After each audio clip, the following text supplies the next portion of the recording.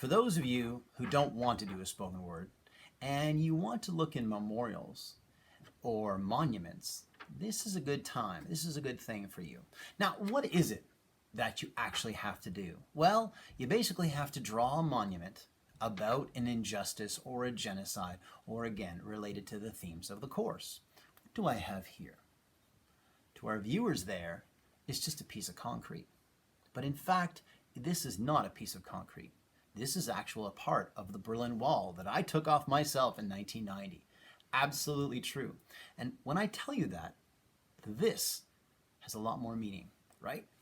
And you go through this all in your lives. Every town that you live in, every area has memorials. They have monuments to the people that came before, or to the history, or to a huge event. And I'd like you to look at some of the genocides. How do you memorialize these things? Well, if you look around the world, people have done it in very dramatic and different ways. I mean, people say actually death camps are their own memorials, and they really are. Auschwitz-Birkenau, although it's closed right now, is a monument. It's a living, breathing monument, as is the Anne Frank House, as is Bergen-Belsen or Mauthausen.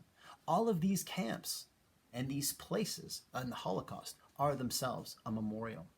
Berlin has an amazing Holocaust memorial. You look at it and you're not overly impressed, but when you're inside, I am told that you get this feeling that the walls are closing in on you.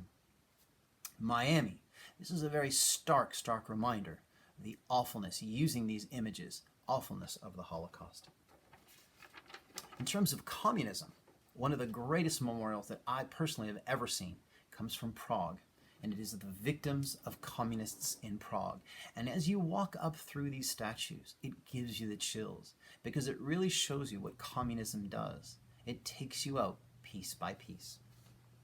Cambodia, the Cambodian genocide. Take a look at this. Bones stacked in shelves by their body part. It is a stark reminder that in Cambodia, 25% of the population was killed by the Khmer Rouge. Armenia.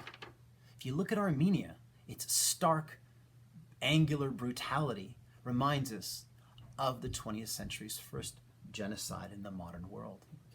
If you look at Srebrenica, over 8,000 Bosniaks were murdered here. It is a reminder of one of the largest acts of genocide since the Second World War. Rwanda, in the churches and the schools where people fled, where the Tutsi population fled to hide from this genocide. Unfortunately, they were liquidated in these places, and nothing, the bodies are gone, but the clothes remain. And finally, the monument that I want to leave you with as an example is the Sophie Scholl Memorial in Munich. And Sophie Scholl was a part of a group. She was just a young girl. She was a part of a group called the White Rose. And they decided that it was time that they stood up and spoke out about the horrors of the Nazi regime. And it's interesting, they were just young, they were university students. Her and her boyfriend, her brother, a professor, and a few others formed this group. But Sophie still remains the face of this group. They were all brutally executed by the Nazis in 1942-43. But their legacy lives on. And it's interesting, in our world of cell phones, we look down at our cell phones while walking to work. Well, I guess that's the point of this memorial. You see, the memorial is in the sidewalk. It's on the street. So as you're looking down on the way to work, you can't help but be struck by these pages. And they are, of course, ceramic pages of the text that the White Rose published, the anti-Nazi resistance text. Now, does this have an impact on our society? You bet it does. There was another woman, her name was Trudy Jungel, and Trudy Jungel was Hitler's private secretary. She was the one in the bunker who last saw Hitler before he died, one of the people. And what's interesting is that for years and years and years, Trudy would tell reporters, listen, I was just his secretary. I didn't know everything. I didn't know anything about the Holocaust. I didn't know. I just type things. I'm innocent. But one day, she happened upon the Sophie Scholl Memorial in Munich, and it struck her that both she and Sophie Scholl were born in the same year, both from Munich. And it struck her because she said, how could Sophie Scholl know? But I didn't know. And from that point on, she realized she does have a responsibility, that she should have known, that she chose not to know. And I think that's the most powerful thing about memorials. It keeps history in our minds, always.